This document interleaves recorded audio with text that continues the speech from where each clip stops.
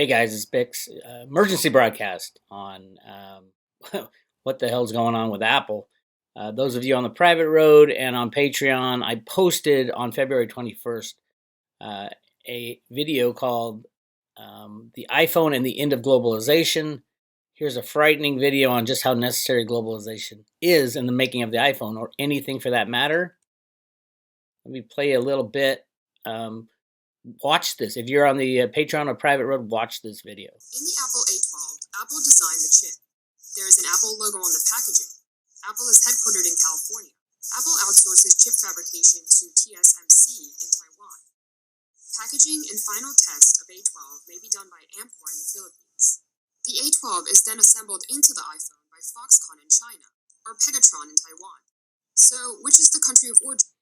That's just an idea. That is nothing compared to what they go into in this video, is that each one of the elements that go into making the pieces and parts of the chip, of all the functionality of this very highly technical machine, very advanced machine, 180 different countries is sourced from.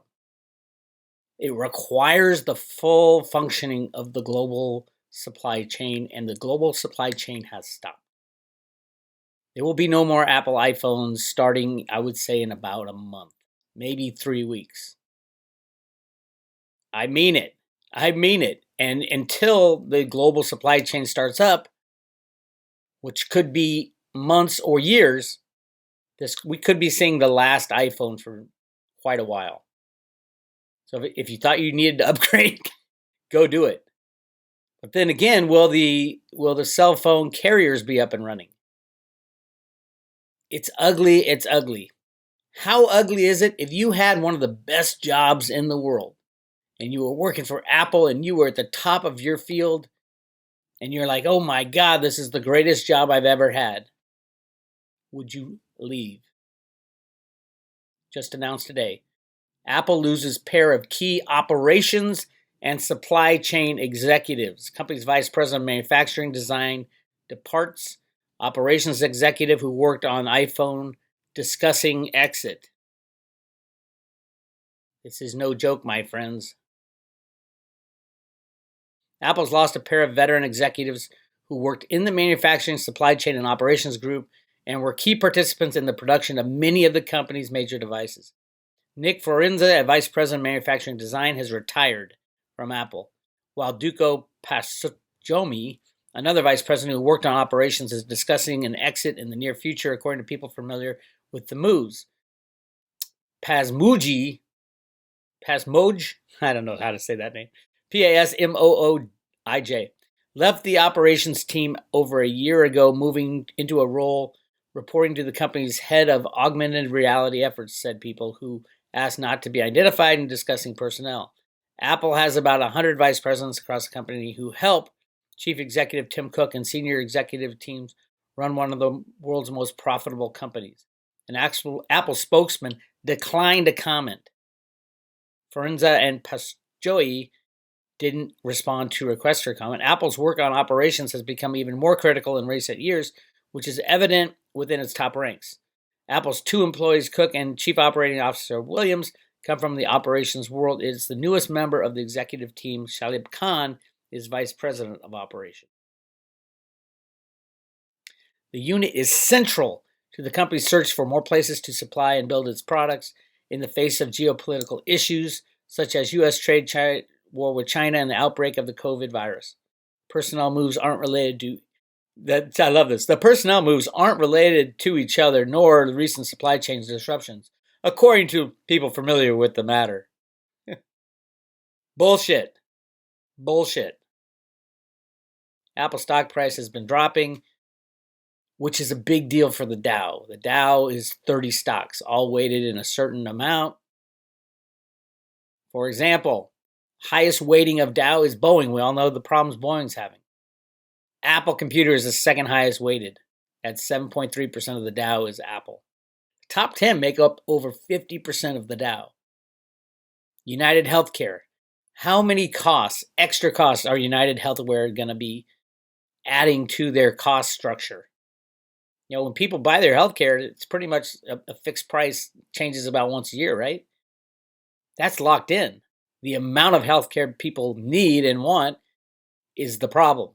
For United Healthcare, everybody and their mother is going to go trying to get healthcare, and they are required by law to help them if they're covered by a policy. That means massive overtime, massive resources being spent on the health of all their customers.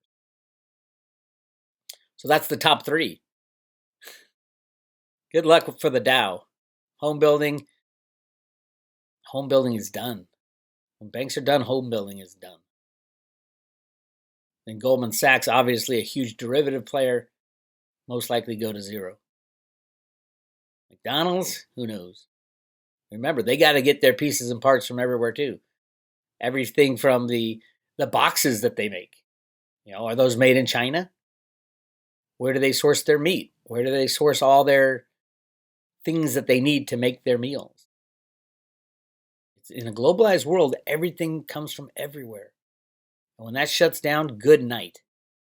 This is the reversal of globalization, which is a problem, a huge problem, beyond a problem. All the flowing of goods and services will stop and is stopping. China isn't shipping out anything right now. iPhones, get your iPhone. Anyway, yeah. Hang on the road to Ruta. I'll keep you guys informed the best I can. It's crazy out there. It's absolutely crazy, and it's going to get worse. And this is something that central banks can't help with money. You can't put stuff on the shelves with money when the global supply system shuts down. Alan Greenspan wrote an article for the FT. I've been looking for it. If you guys can find it for me, a few years back on the reversal of globalization and what that would do to our system. It's unfathomable. Fathomable. It's unthinkable because it won't work. It's impossible. And that's what's happening right now. So if you're looking for a cause of the end, not necessarily coronavirus. Now, I don't know. I'm not an expert on coronavirus. A lot of people saying, oh, it's a fraud. It's fake. Look at all these fake videos coming out of China. There are a lot of fake videos coming out of China. But does it matter? It's not going to stop the flow of goods, the end of the electronic monetary system.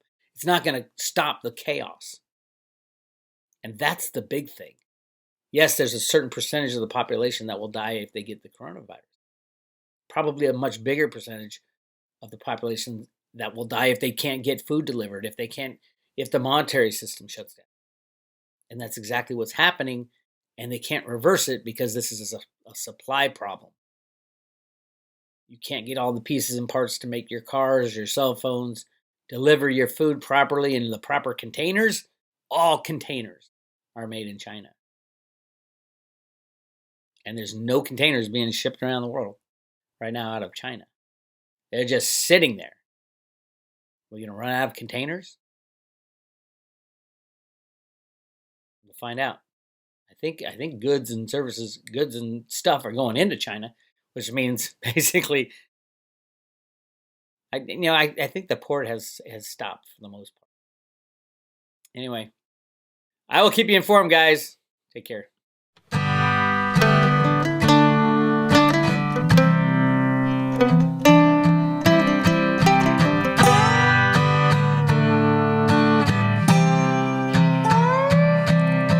Here's a true story about a man just like you. He worked his whole life, he was honest and true.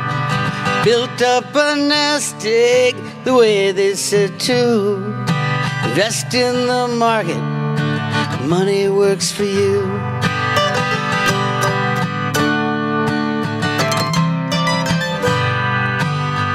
And everything is fine, picking the winners every time.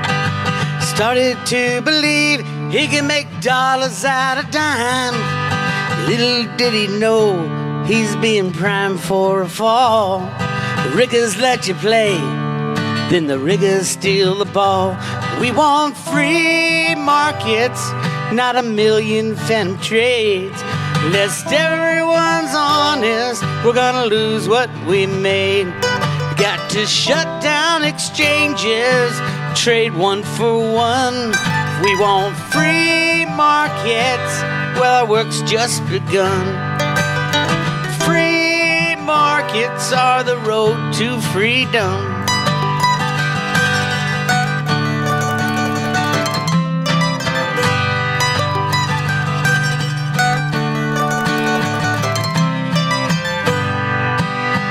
Capitalism, not as bad as they say. The world has never tried it, rigging markets every day. Socialists fail every time in every way. We need a better system to forge a better day.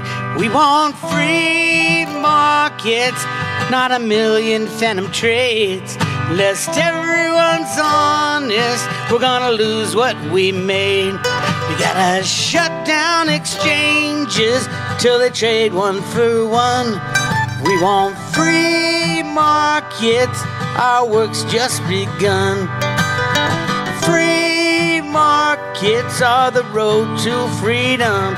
I said free markets are the road to freedom.